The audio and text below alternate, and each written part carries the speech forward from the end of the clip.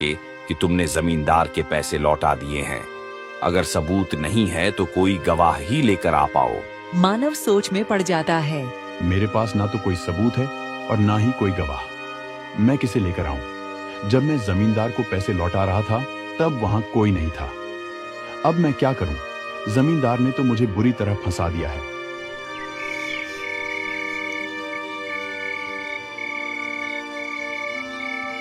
मानव घर जाकर निराश होकर बैठ जाता है। तभी उसकी पत्नी उसे समझाने की कोशिश करती है, लेकिन वह किसी की बात नहीं सुनता।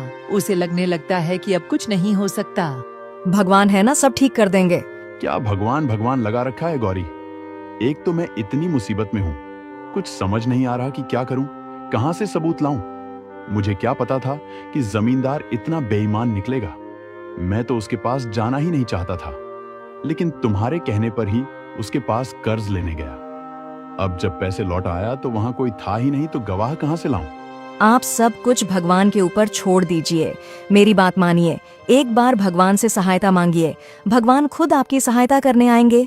जब हमें कुछ समझ नहीं आ रहा हो तो हमें सब कुछ ईश्वर के ऊपर छोड़ देना चाहिए। आप सिर्फ एक बार ईश्वर पर भरोसा करके देखिए, सच्चे मन से उन्हें पुकारे, वे जरूर आकर आपकी सहायता करेंगे। अब हमें वही बचा सकते हैं और कोई नहीं। भले ही वहाँ कोई गवाह नहीं था, लेकिन ईश्वर जानते हैं कि सच क्या है। किसी ने देखा हो या ना देखा हो, लेकिन ईश्वर ने देखा है कि आपने जमींदार को सारे पैसे लौटा दिए हैं। ये क्या बोल रही हो गौरी? तुम्हारे ईश्वर तो नहीं आएंगे गवाही देने?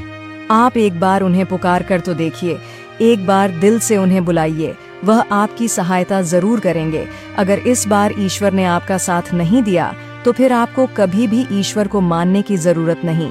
मेरे कहने पर सिर्फ एक बार ईश्वर पर भरोसा करके देखिए। अच्छा ठीक है गौरी, मैं एक मौका देता हूँ। मैं कल पंचायत में ईश्वर का ही नाम लूंगा। देखता हूँ क्या सच में ईश्वर मुझे बचाने आते हैं या नहीं।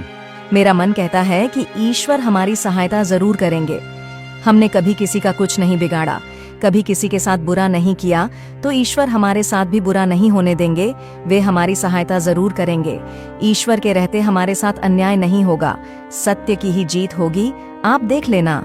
अगले दिन पंचायत में कोई सबूत लाए हो या फिर कोई गवाह जो यह साबित कर सके कि तुमने जमींदार के पैसे लौटा दिए हैं? हाँ सरपंच जी, मेरे पास गवाह है। जब मैं जमींदार को पैसे लौटा रहा था तब वहाँ श्याम मौजूद थे। उन्होंने सब कुछ देखा है। ये किस श्याम की बात कर रहा है? हमारे गांव में तो श्याम नाम का कोई आदमी नहीं है। लगता है ये पागल हो चुका है। मन में आया वह बोले जा रहा है। अच्छा ठीक है, जैसा कि तुम कह रहे हो कि श्याम ने सब कुछ देखा है, गवाही देने के लिए कहाँ है, उसे क्यों नहीं लाए? अगर श्याम गवाही देगा तभी हम कुछ समझ पाएंगे। मैंने उन्हें बुलाया है, वे आते ही होंगे। आप थोड़ी देर इंतजार कर लीजिए। मानव मन ही मन बोलता है, हे भगवान, आज मेरी इज्जत आपके हाथ में है। अगर आप हो तो आप अच्छी तरह जानते हो कि मैंने कोई गलत काम नहीं किया। मुझे फंसाया जा रहा है। अगर आपका अस्तित्व सचमुच इस दुनिया में है तो आज मेरी जीत होगी और जमींदार की हार मेरी इज्जत अब आपके भरोसे है। मैंने आज तक कभी तुम पर भरोसा नहीं किया, लेकिन अगर आज तुमने मेरा साथ नहीं दिया तो मैं जीवन में कभी तुम पर विश्वास नहीं करूंगा। मेरी लाज रख लेना प्रभु। कुछ देर तक सभी इंतजार करते हैं, लेकिन कोई नहीं आता। जमींदार हंसते हुए कहता है, सरपंच जी, यह बेकार में समय गंवा रहा है। कोई श्याम नाम का आदमी नहीं है और ना ही कोई गवाही देने आने वाला है।